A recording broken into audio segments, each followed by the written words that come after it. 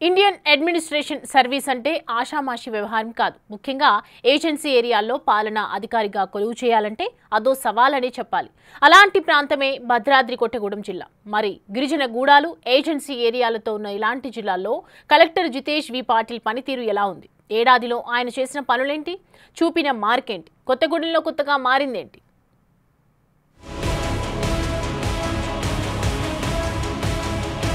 IAS Jitesh వి పాటిల్ 2024 జూన్లో భద్రాద్రి కొత్తగూడెం జిల్లా కలెక్టర్గా బాధ్యతలు చేపట్టారు. అంతకుముందు ఆయన కామారెడ్డి కలెక్టర్గా పనిచేశారు. ఆయన విధుల్లో చేరినప్పటి నుంచి జిల్లాలో గిరిజన ఆదివాసీ ప్రజలకు మౌలిక సదుపాయాల కల్పనే ధ్యేయంగా పనిచేస్తున్నారు. జిల్లాపై తన మార్కు చూపించేందుకు అన్ని విధాలుగా ప్రయత్నిస్తున్నారు.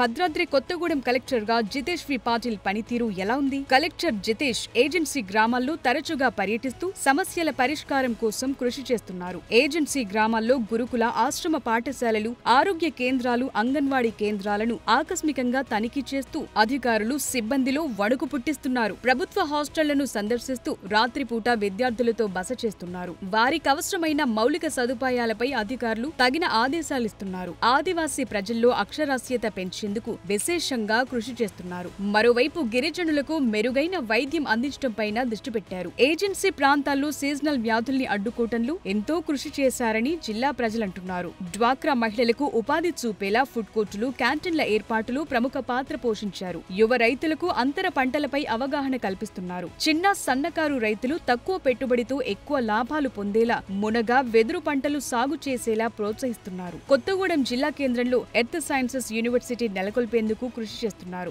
6 కోట్లతో భద్రాచలంలో గిరిజన మ్యూజియం ఏర్పాటు చేయడంలో కీలక పాత్ర పోషించారు. ఎకో టూరిజాన్ని ప్రోత్సహించేందుకు కనకగిరి గుట్టల్లోని కాకతీయుల కాలనీకి చెందిన పురాతన శివాలయాన్ని అభివృద్ధి చేస్తున్నారు. అక్కడే సఫారీ ట్రెక్కింగ్ ని కూడా అందుబాటులోకి తెస్తున్నారు. కిన్నెరసాని అభయారణ్యంలో టూరిస్టులను ఆకర్షించేలా ఎకో టూరిజంతో పాటు అద్దాల మేడలు, విశ్రాంతి భవనాలు, స్పీడ్ బోర్డ్ లాంటి సదుపాయాలను కల్పించారు.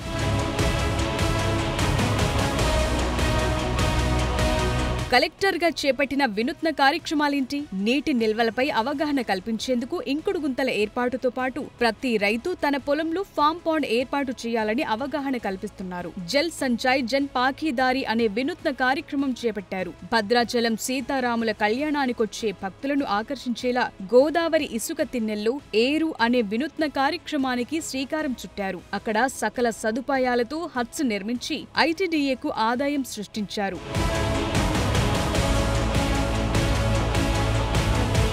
ప్రజలతో సత్సంబంధాలు ఎలా ఉన్నాయి? గ్రీవెన్స్ డేలో ప్రజల నుంచి వచ్చే ఫిర్యాదుల పరిష్కారానికి చొరవ చూపుతున్నారు. ఏజెన్సీ ఏరియాల్లోని గిరిజన బాలింతలకు పౌష్టికాహారం అందించేందుకు చర్యలు చేపట్టారు. మండలాల్లో పర్యటిస్తూ ప్రజల్ని కలుస్తున్నారు. పెండింగ్ పనుల గురించి తెలుసుకుని వాటిని పూర్తి చేయటంలో శ్రద్ధ చూపుతున్నారు. అకాల వర్షాలతో దెబ్బతిన్న బోర్లు, మోటార్లను సరిచేయించారు. కొత్తగూడెంలోని ప్రభుత్వ ఆసుపత్రిని సందర్శించి మౌలిక సదుపాయాల కల్పనకు కృషి చేశారు. సిబ్బంది కొరతను గుర్తించి నియామకాలు చేపట్టారు.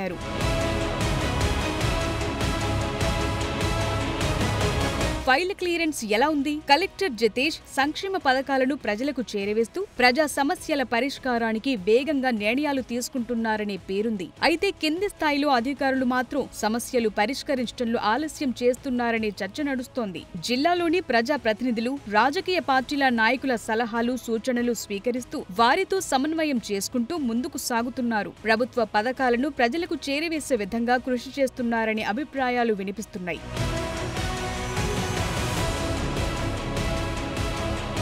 ఓవరాల్ గా కలెక్టర్ రేటింగ్. కలెక్టర్ పనితీరు 4/5, వినూత్న కార్యక్రమాలు 3/5, ప్రజలతో సత్సంబంధాలు 3/5, ఫైళ్ల క్లియరెన్స్ 2/5.